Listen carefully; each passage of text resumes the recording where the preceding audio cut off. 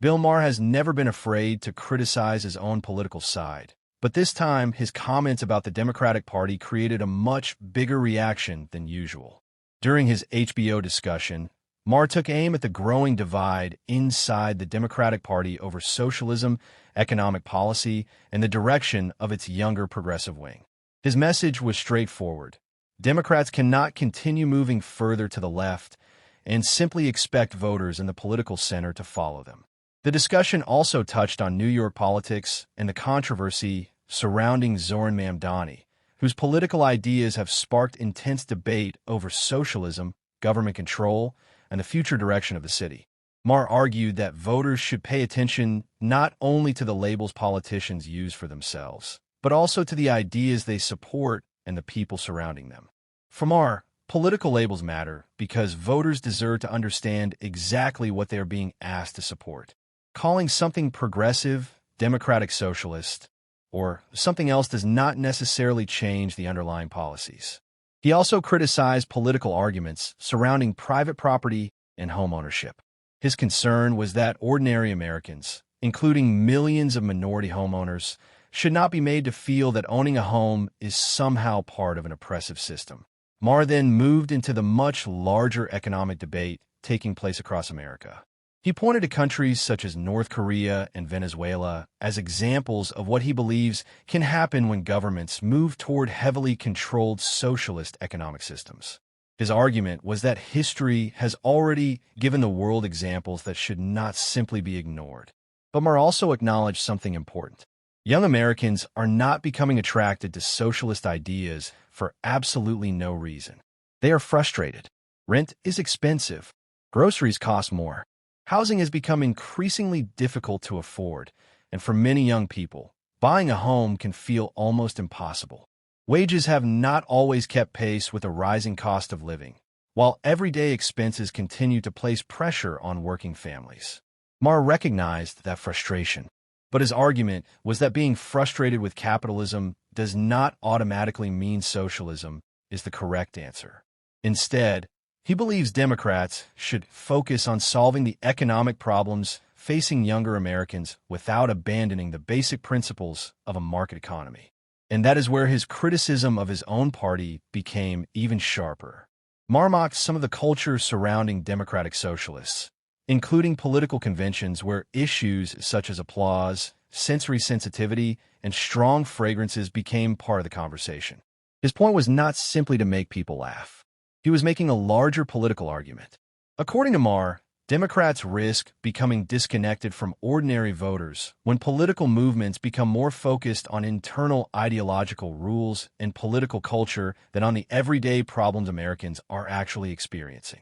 And then Maher turned to another major problem facing the Democratic Party: its relationship with working-class voters, particularly young men. The argument is that Democrats have increasingly been viewed by some men as a political party that treats them as part of the problem rather than part of the solution. That perception can have serious political consequences, because when a political movement repeatedly tells a group of voters that they are the problem, those voters may eventually stop listening. And when they stop listening, they may start looking for another political home.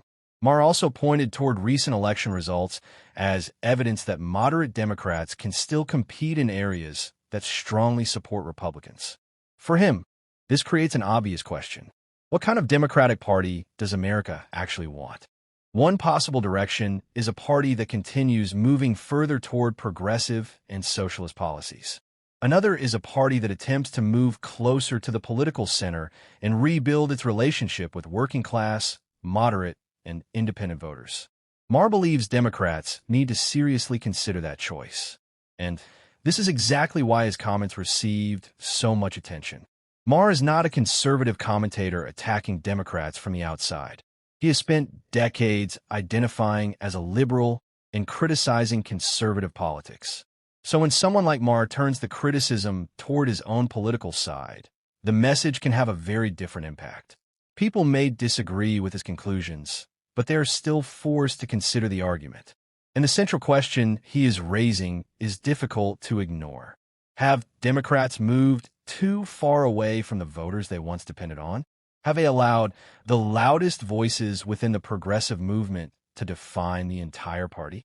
And have they underestimated how strongly ordinary voters react when political ideas appear disconnected from everyday life?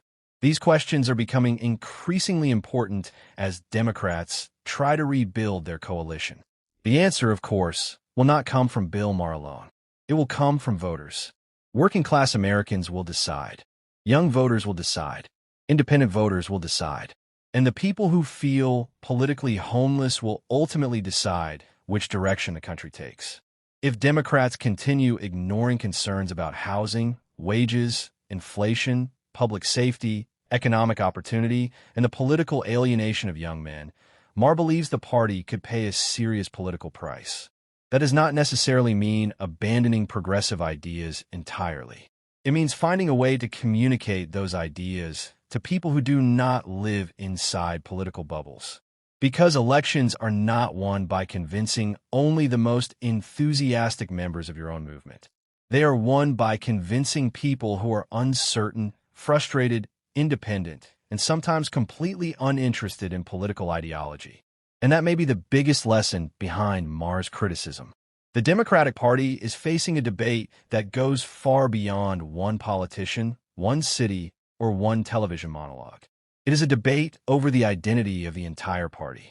Should Democrats move further to the left? Should they embrace more socialist policies? Should they continue building their coalition around the progressive movement? Or should they move back toward the center and focus more heavily on working-class voters and economic issues? There is no simple answer, but one thing is clear. The debate is no longer happening quietly. It is happening on television, online, inside Democratic circles, and most importantly, among voters themselves. Bill Maher's message is essentially a warning to his own party. If Democrats want to win back voters who have moved away from them, they cannot simply blame those voters. They have to understand why they left. They have to listen to their concerns. And they have to decide whether the future of the party is going to be defined by its most ideological voices or by a broader coalition capable of appealing to the political center. That decision could shape American politics for years to come. And ultimately, it will not be Bill Maher who makes that decision. It will be the voters.